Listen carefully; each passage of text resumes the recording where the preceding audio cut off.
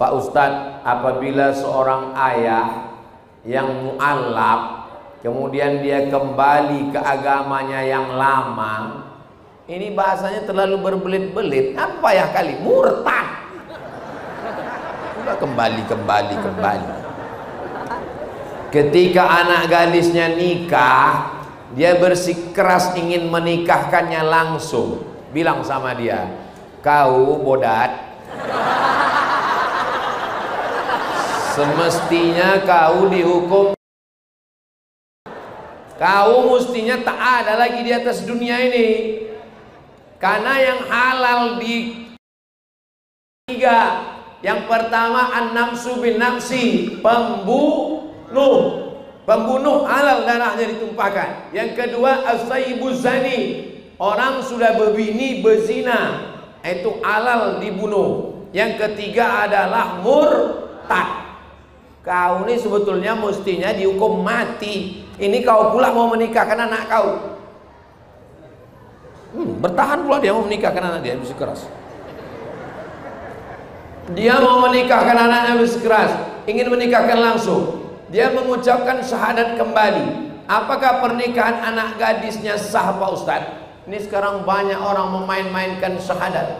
Asyhadu an la ilaha illallah, asyhadu anna Muhammadar Rasulullah. Saya sudah Islam. Kalaulah syahadat itu cukup Islam, banyaklah BO bisa Islam.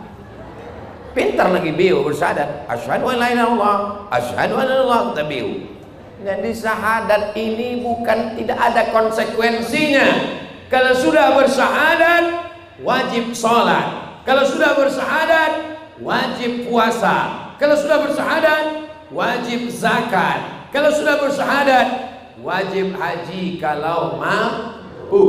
Maka bapak yang murtad memainkan agama, aslinya kalian dihukum pancung, dihukum mati kalian. Kok berani kalian lagi datang mau memainkan agama ini 2 kali? Dulu emaknya kalian mainkan, sekarang anaknya pula kalian mainkan. Diam kalian umat Islam. Maka walinya adalah, kalau tak ada abangnya, maka walinya adalah wali hakim. Kalau ada abangnya laki-laki sholat bisa, kalau ada adiknya laki-laki bisa. Tak ada abangnya laki-laki, tak ada laki-laki, dia anak semata wayang, walinya wali hakim. Mana dalilnya? Fasultanu waliyun man la waliyalaha. Maka hakim jadi wali bagi perempuan yang tak punya wali. Jelas? Yang kalian nikah, yang ditanya orang, kau kemarin nikahnya siapa walinya? Walinya setan. Bagaimana memilih pemimpin yang baik dalam Islam? Jika dia terpilih menjadi pemimpin, dia bertindak dengan tindak yang tidak benar, apakah saya ikut berdosa karena sudah memilihnya? Dan jika saya takut memilih hingga saya golput, bagaimana hukumnya? Jangan sampai golput. Kenapa? Karena pezina memilih, perampok memilih, yang sakau memilih, LGBT memilih. Kalau sampai orang sholat soleh tak memilih, jangan heran nanti yang duduk di dewan perampok, pelakor, LGBT, penjahat. Bersidanglah penjahat untuk membahas uang masjid kita. Wahai bencong-bencong, karena kebetulan bencong yang cucu, naiklah ketua sidang paripurna penyokong LGBT. Bagaimana kalau kita salurkan APBD, APBN untuk masjid ngaji? Kami nggak setuju, kata dia. Kenapa kalian nggak setuju? Karena orang tua di masjid ceramah ngejek-ngejek kita. Masjid jangan kasih. Maka duduklah penjahat gara-gara orang baik tidak memilih. Jangan sampai tak milih. Pagi tanggal 14 sholat subuh berjamaah, adakan pengajian, jangan pulang ke rumah. Habis pengajian tuh di masjid. Kenapa? Karena kalau pulang ke rumah itu setan-setan sudah siap membawa amplop. Beda tanggal 14 itu. Maka di masjid pengajian, sarapan, zikir sampai jam 8 pagi. Jam 8 langsung ke TPS, coblos, ambil paku. Kalau tak ada paku situ, bawa paku dari rumah. Nah, cucukkan langsung, cari. Orangnya Pak Ustaz, itulah yang tadi yang berdiri itu. Cucukkan. Udah. Tapi Pak Ustaz, aku kan tak tahu Pak Ustaz, aku tak kenal Pak Ustaz. Nggak percaya kalian sama aku. Iya Ustaz tahu sekarang. Macam mana kalau manusia berubah? Mana ada manusia yang tak berubah? Sifat manusia itu baru berubah. Yang tidak berubah itu hubungan kita, Besti. Nahnu nakumu bizawahir. Kita hanya bisa menilai zahir orang. Tapi dalam hati, selama ini, selama kenal, rata-rata orang yang udah 40 tahun ke atas umurnya, ada yang jelita, jelang 50 tahun, ada yang udah lewat 50. Selama ini dikenal baik. Secara tiga, akidahnya baik, akhlaknya baik, ibadahnya baik. Kita hanya menengok zahirnya, batinnya mana kita tahu. Tapi kalau kita tak memilih, penjahat memilih, perampok memilih, pelakor memilih, pezina memilih, pengisap ganja memilih. Jangan salahkan orang jahat naik karena orang baik tidak memilih. Yang ku sampaikan ini jelas apa tak jelas? Kok ada orang bilang Somad itu ceramahnya tak jelas, telinga kau peka. Somad itu ceramahnya tak jelas, paket kau habis. Bagaimana pendapat Ustadz tentang kiblat masjid? Kiblat masjid ke sana lah, apa lagi? Yang mana banyaknya masjid-masjid sekarang ini, khususnya masjid yang lama, dimerengkan sedikit, menyerong ke kanan. Kalau diluruskan kembali, apakah sholat kita tetap sah? Yang menetapkan arah kiblat, tolong Bang Darwis, yang menetapkan arah kiblat masjid saya di depan rumah saya, yang menetapkan arah kiblatnya bukan saya, bukan mentang-mentang saya ustadz lalu saya bawa jamaah, ayo kita ke masjid, pejamkan mata, nampak ku kiblat, ya udah, iya ke sana. Itu ada lembaganya, namanya LBHR, Lembaga Badan Hisab Ruqyah. Saya undang dari Kementerian Agama. Assalamualaikum Bapak LBHR. Ya, bisa datang ke rumah saya. Kami mau menetapkan kiblat masjid. Kata mereka, oke, I'm coming. Mereka pun datang, diukurlah, dipasang patok. Itulah yang saya ikut. Kenapa terjadi beberapa masjid ini Pak Ustaz? Katanya itu gara-gara tsunami Aceh. Gara-gara tsunami Aceh, lalu kemudian bumi ini bergoncang, arah kiblat bergeser. Nanti datang ke Pekanbaru, ada namanya Masjid An-Nur. Masjid An-Nur di sini. Satu lagi di seberang sana namanya Masjid Akramun Nas. Saya ngisi pengajian di Akramun Nas, saya ngisi di An-Nur. Di An-Nur tetap ada bergeser. Pas di Akramun Nas bergeser ke kiri. Ini membantah orang yang mengatakan kiblat masjid bergeser gara-gara tsunami. Kalau gara-gara tsunami bergeser, kenapa Masjid An-Nur tak bergeser? Kenapa Masjid Akramun Nas bergeser? Masa gara-gara tsunami? Ini gesernya sedikit, itu tidak. Kalau bergeser satu kota lah bergeser. Pas saya tanya pengurus masjid, ini bergeser nih gara-gara tsunami? Enggak Pak Ustaz, salah ukur. Makanya kepada seluruh pengurus masjid, jangan malu. Tapi waktu mengambil keputusan, jangan ketua berdua sama sekretaris. Malam-malam datang ke masjid jam 2, diukur orang tuh. Habis diukur, gesernya. Besok pagi datang, mengamuk jamaah. Karena merasa dilangkahi. Tidak ada komunikasi, tidak ada musyawarah. Pengurus, ketua, sekretaris, bendara sudah, RT RW sudah, musyawarah mereka, dimiringkan masjid. Tak selesai. Kenapa? Rupanya yang mewakafkan tanah tak dia undang. Ngamuk dia, enak kali kalian. Ini masjid punya bapakku ini, kata dia. Ngamuk. Undang semua, RT RW, Satpol PP, Kapolres, Kapolsek, undang semua. Bapak polisi keluarkan pistol. Bapak-bapak, ini arah yang baru. Ada kalian melawan? Melawan kalian? Melawan. Nah, biar ku pecahkan ginjal kalian ya, kata dia.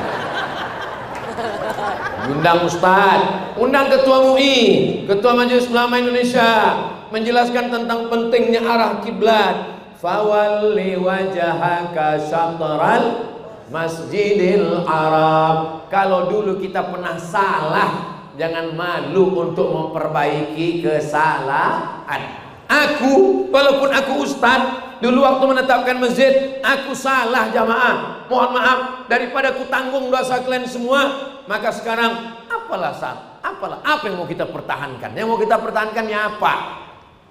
Itu mau cari muka Pak Ustaz? Gak usah cari muka, karena kita sudah punya. Mau cari nama, gak usah cari nama, karena kita sudah punya. Tolong yang belum punya nama, biar ku kasih nama kalian pagi ini. Apa yang mau dicari lagi? Yang mau dicari ini amal soleh, bukan somat. Apa pula somat? Saya sekarang umur 47 tahun, 977, sekarang 2024, 47 tahun. Berarti saya cuma hidup kalau 63, tinggal 16 tahun lagi hidup. Apa yang mau dicari 16 tahun? Mempertahankan nama baik, rusak. Seandainya saya dulu pernah salah menetapkan arah kiblat, kalau saya mau memperbaiki, saya undang Bapak Kementerian Agama, kita ukur bersama. Jangan malu mengakui kesalahan. Mudah-mudahan Allah mengampuni dosa kita. Astaghfirullah Rabbal baraya, astaghfirullah minal khataya, Rabbi ilman nafi'an wa wafiqni amalan salihah. Inna salata, sesungguhnya salat, tanha anil fahsya, mencegah dari perbuatan porno, wal munkar, perbuatan jahat yang tidak porno. Tapi ada yang lebih berat lagi daripada salat. Apa dia? Wala dzikrullahi akbar. Yang paling berat itu adalah berzikir mengingat yang paling berat. Salat 5 menit. Tup tup tup tup tup tup tup. Salat cepat, tapi berzikir mengingat Allah tak lupa-lupa, itu yang berat. Itulah mengapa orang ramai-ramai datang ke Besilam, pergi ke Langkat, menjumpai Tuan Guru Syekh Abdul Wahab Rokan, sekarang mursyid yang ke-13 Syekh Dr. Zikmal Fuad, guru saya dulu di pesantren Darul Arafah. Beliau alumni 92, saya tak tamat.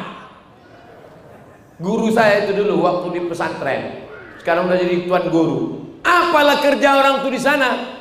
Berzikir Allah. Itu maka tasbih orang tuh cepat. Saya ini orangnya suka penasaran. Saya kalau bertasbih pelan, subhanallah, subhanallah. Saya tengok orang tasbih tuh. Rupanya zikirnya bukan subhanallah, bukan alhamdulillah, bukan Allahu akbar, bukan la haula wala quwata illa billah. Zikirnya adalah Allah, Allah, Allah, Allah, Allah, Allah, Allah, Allah, Allah, Allah, Allah, Allah, Allah, Allah. Supaya apa? Kalau dia berdagang di pasar, dia tidak curang timbangan, karena waktu menimbang itu dia Allah, Allah, Allah. Kalau dia pegawai di kantor, dia tidak akan bohong, dia tidak akan curang, karena dia berzikir Allah, Allah, Allah. Menanamkan zikir Allah, bersuluk 10 hari 10 malam, 40 hari 40 malam. Untuk apa? Menanamkan ismuz zat di dalam, supaya apa? Puncaknya adalah wallahu ya'lamu ma tasna'un, supaya sadar bahwa perbuatan kita semuanya dilihat oleh Allah. Makanya kalau ada suami, aku mau ke Besilam nih 10 hari dek, mau ngapain ya bang? Aku mau bersuluk, pergilah bang, karena nanti selepas kau bersuluk kau akan berzikir, insya Allah kau tak akan dilarikan pelakor. Setuju bu? Oh, takut ibu itu. Bapak Ibu yang dimuliakan Allah Subhanahu wa taala. Nanti kalau ada yang bertanya, apa tadi yang disampaikan Ustaz Somad selama 1 jam di Masjid Al Hasanah? Entah apa-apa aja, tak ingat aku. Yang ku ingat tadi disuruhnya beberapa orang berdiri, itu cuma yang ku ingat. Yang ku ingat tadi Pak Abdillah, Bang Darwis, Bang Hairudin, Bang Rahutman, Bang Iqbal Sauki. Yang disampaikan Ustaz Abdul Somad tadi adalah ayat inna sholata tanha anil fahsya'i wal munkar wala dzikrullahi akbar wallahu ya'lamu ma tasnaun. Tapi ayat itu bisa kita wujudkan, kita amalkan kalau kita memilih orang baik menentukan nasib bangsa, daerah, kampung halaman kita ke depan. Takbir! Semangat kali Ustaz ini ceramah. Karena tadi saya berangkat habis sholat subuh, langsunglah ke airport, langsung terbang. Selama di pesawat itu tidur saya. Kenapa? Lapar. Sampai di airport dikasih Bang Iqbal lah nasi lemak, habis itu tambah lagi lupis, ditambah lagi cenil, dikasih lagi teh, dikasih lagi kopi susu. Itulah maka menetes air liur kalian kan itulah.